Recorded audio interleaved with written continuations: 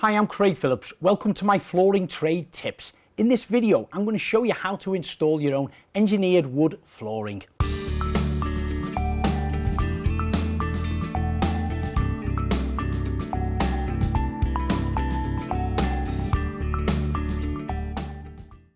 And the tools and products you're going to need are engineered boards, handsaw, wooden mallet, claw hammer, moist detector, pencil and tape measure, trimming knife, set square, spacers, tapping block, pulling bar, underlay and duct tape.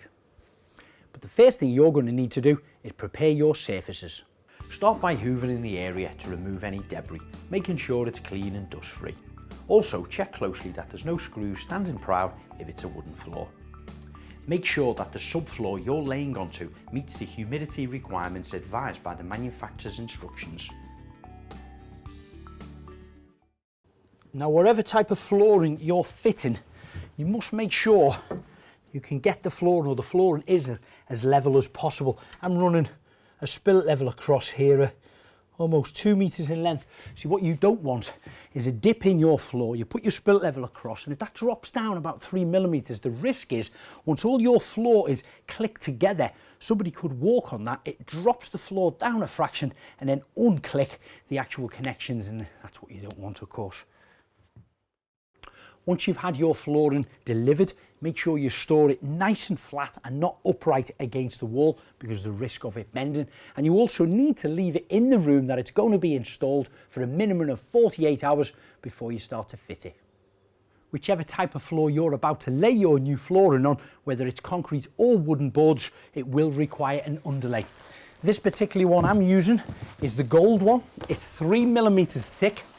Now, it is important to put the colours side down. It comes in different colours. I'll explain more about them in a moment. But you put the gold side down first. I'm just using a little bit of duct tape to hold that into position for the moment. I can tidy it up once I've trimmed it down.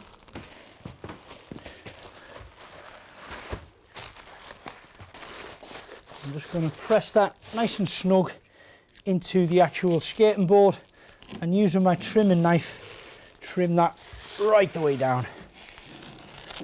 A couple more pieces of duct tape. Now the second layer, again I'm going to butt it up to this skirting board here. I'm going to lap it on top of this section, which is probably about 150 millimeters overlap, where there is no actual foam on there. And by allowing that to lap over, it's going to stop any moisture, if there was moisture in the floor, penetrating its way through here. There is a little line, so it's got pre-adhesive already on it, but I'm just going to roll it down and cut it to size first. Once you've covered the whole area, run a continuous strip of duct tape over the joints to help seal the moisture barrier on the base of your underlay. Now, you have got a number of different choices when it comes to actually underlay. Here's just a small example. You have a 2 millimeter clear one, which is designed with no membrane on. You've also got a 2 millimeter one with a silver foil on the back, which has a membrane, which is going to help with any moist that may be in the ground. And then you have the gold one, which is a little bit thicker, that's 3 millimeters, and that also has the membrane on there. This helps if there's a few more little blemishes in the floor that just needs riding out. You have a thicker underlay. Now, the direction of your underlay is quite important. You can see I've laid mine this way because you want to have your boards perpendicular going the opposite direction. So of course I'm going to start here with my board working across that way, and I've put my underlay this particular way. Now, before you start installing your floor, it's very important about setting it out, because where you put your first plank dictates where the rest of them go on the whole area. Now, full plank size here, 1090 millimeters in length and 130 millimeters wide. Now, of course, we could just trim off this small lip off the back of it here and start off with a full plank against one corner and the back edge of the room, which is okay, but that could potentially be your first plank, depending on how big your room is. Of course, I've just built a little small demonstration area here.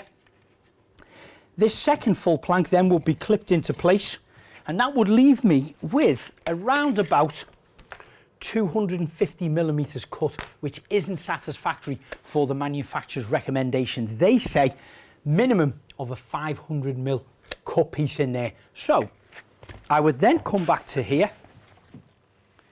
We would have to cut a section off this end, which is still okay.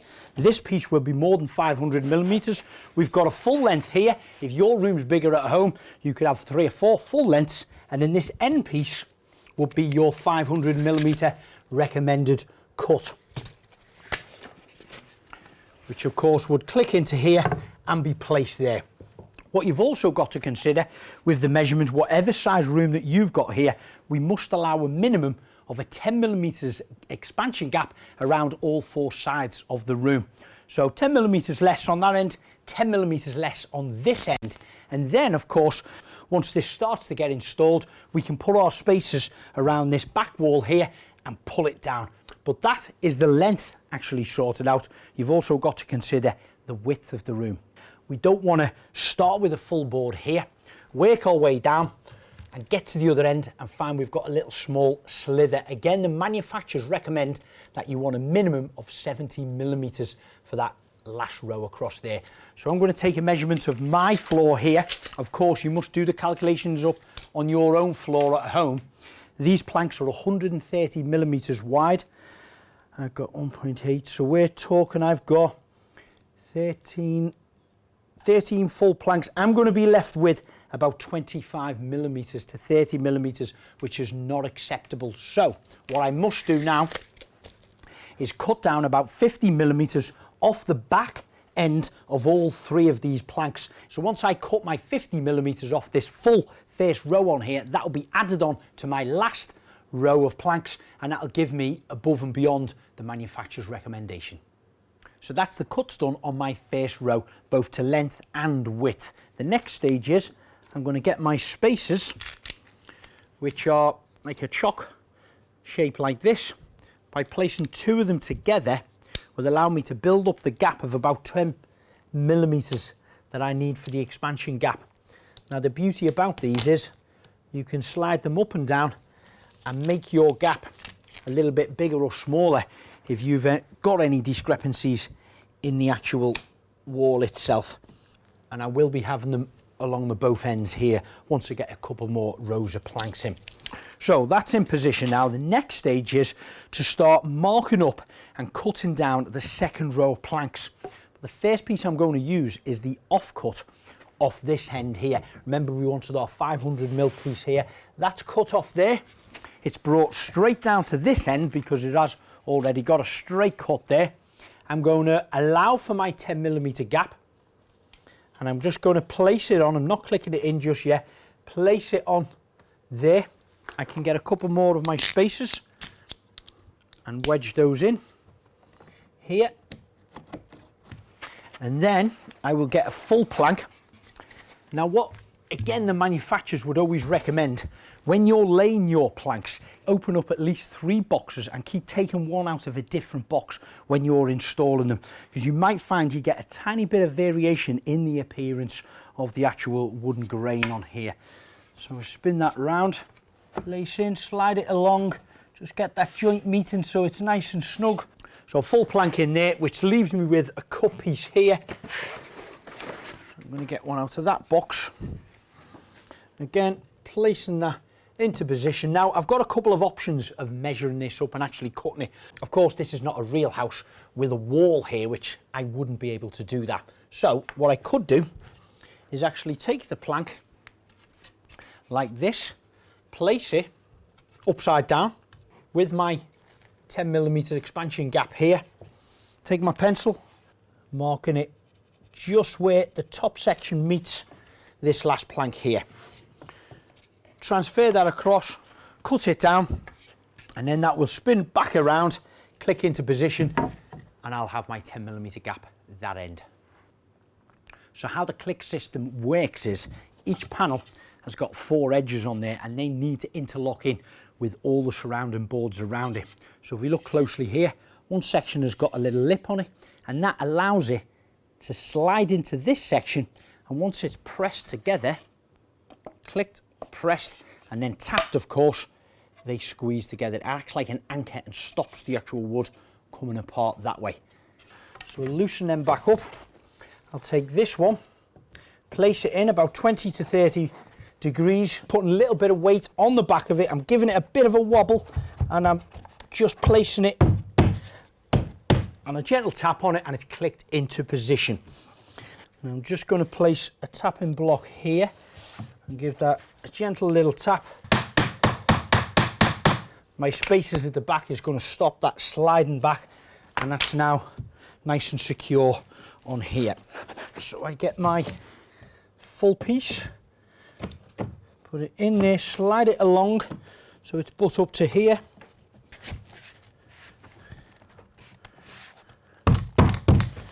Gentle little tap, the wooden mallet on the tapping block, both ends. Just making sure that this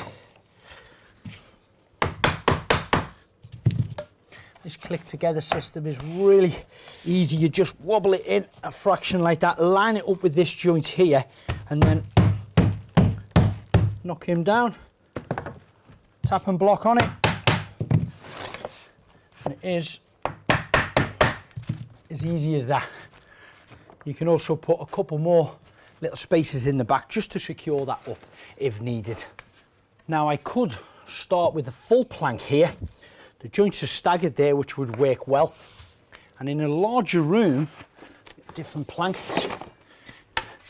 this would work, but of course my small set here, just for demonstration purposes, is going to leave me with a piece there which will be a little bit small.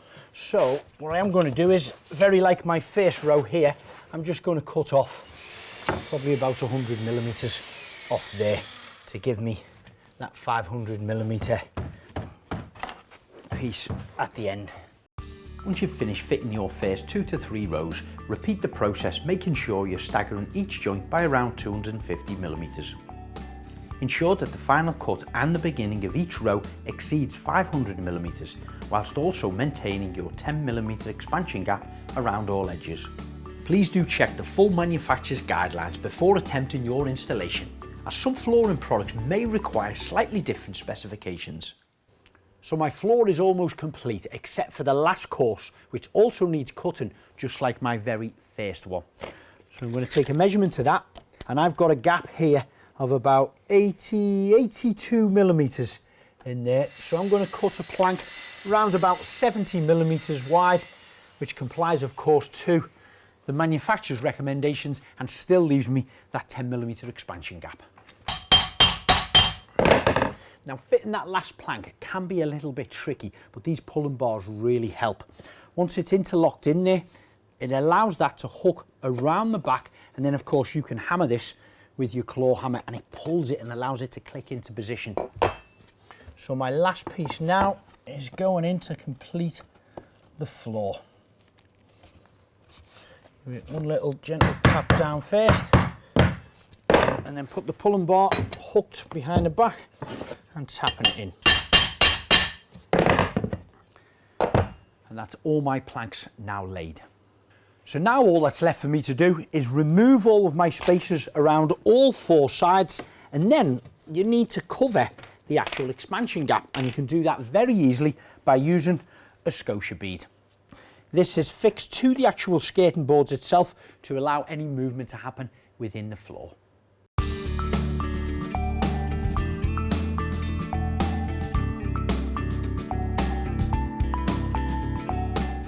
Now hopefully I've inspired you to install your own engineered wood flooring. If you're looking for more inspiration or how-to videos, or want to know more about the products, why not visit the website flooringmountain.co.uk.